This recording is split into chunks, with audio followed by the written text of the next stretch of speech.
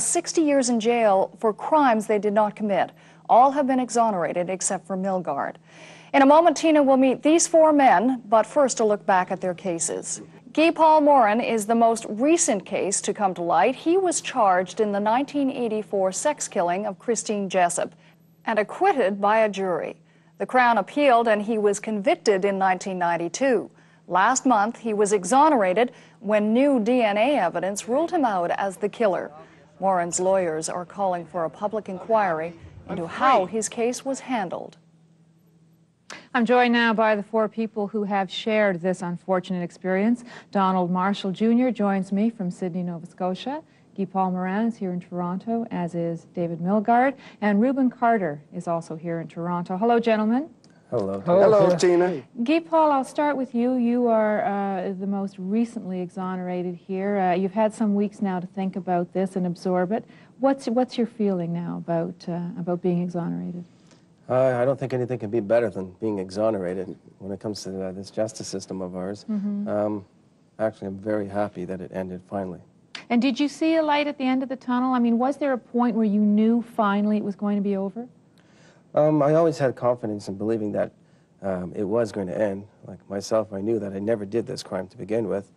So I always believed that there was going to be light at the end of that tunnel, and this month has proven it to be so. Yeah, well, we'll talk about the ups and downs. Reuben, what did you think when you heard about this? Well, when I heard that that Guy Paul was going to be absolutely exonerated by the DNA testing, I said, well, it can happen. That my case was not just an aberration. That David Milgaard's case was just an aberration. That Donald Marshall's case was not just an aberration. But it was the fact that there were people who were willing to go the distance to make sure that this man was exonerated. And to me, that was absolutely fabulous. I mean, because that's our work anyway. Yeah, to Paul, do I want to get in like here that. because the crime you were charged with was, I think, especially horrific because it was a little girl. That's correct, and I mean, yeah. how did you deal with the perception that people would have had of you? Well, I never really thought about how people would perceive me as, first of all, one that had did this crime. I mean, at the beginning, I was only one that was a suspect, and then eventually became the accused, and then became the convicted. And then, once being convicted, I wasn't only in society's eyes as one that has supposedly done this crime, but to enter the institutions, Kingston Penitentiary, for example. Wow, knowing how they think of a person who supposedly not only is a killer, but is a child molester and sexually assaulted this child and all, that label that was put on me, I tell you, that was probably the most horrific time in my life, to walk into prison. It's scary because you don't last in a prison with that type of label. So you feared for your life? Oh, yeah. And what did happen to you? I mean, how did you cope? It looks like it came down to this, that the prisoners are actually more educated, in a sense, about the justice system than society. Because they're in and out of the courts, and they deal with crime, and they know the legal system, how it works. So as they saw my second trial unfold, they did see that there was injustice that was happening. Did you ever feel that your life was in danger? Did you feel that you really might die in prison? Yeah. Of course. You never know. Yeah, we in all a situation felt like whether you're on the street or even in prison. You never know about prison, Tina, that you never know what's going to happen one day to the next. When you're in the spotlight, that's scary. But the ups and downs, I mean, Guy Paul, you must have found this. You know, one trial says you're not guilty, and then you think, you must have all felt this. You get high points and low points. I mean, how do you manage in the low points, Guy Paul? I mean, what? I suppose the only thing I can say is that we're human and that maybe we can adapt to certain situations, fortunately, even whether they're right or wrong.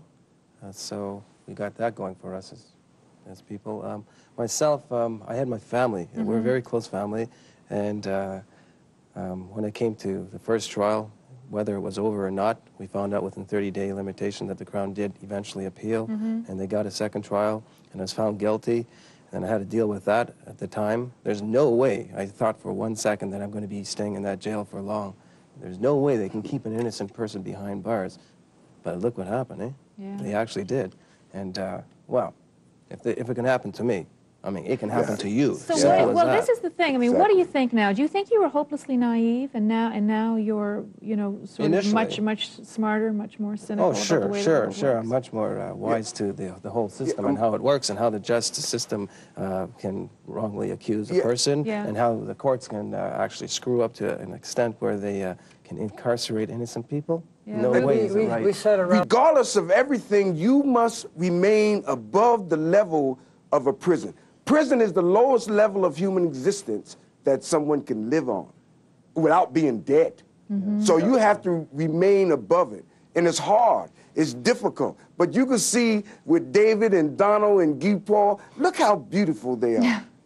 Aren't they nice looking? They are nice What has looking. this experience done to your views about the justice system and about people? I mean, Guy Paul, in a way, the justice system worked against you, but then it worked for you. I mean, you know, you were finally exonerated. What's But it your wasn't feeling? through the justice system, if you really look at it. Exactly. It was science that put an end to all of this. No. I would I don't probably want to still mix be. words about the justice system Yeah, either. no. I don't have any faith in the Well, justice you know, system. just as you said, Tina, to Guy Paul, that at one time the system was opposed to you, but ultimately the system worked. The system did not work. But it's the people who were able to work the system to make the system do what it's supposed to do. But the system is not supposed to work. People are supposed to work the system. And because of all the people who came together, a very influential board, in fact, a very influential group of people came together and were working in concert with Guy Paul to free him. We created AIDWIC, the Association in Defense of Wrongly Convicted, of which David's mother is a member of the board of directors. And that, with people helping other people, people working with other people, that brings about the miracles of a Guy Paul, of a David, of a Donald, of a Reuben. Do you think, That's much in terms of, I mean, you're a young man, you have your life ahead of you. Do you think you will be able to get over this? I mean, David, do you think you'll be able to get over what's happened to you? I don't think anyone will ever forget my situation, let alone myself. But I'll tell you, it was one of the hardest hurdles within the last 10 years I've ever had to deal with.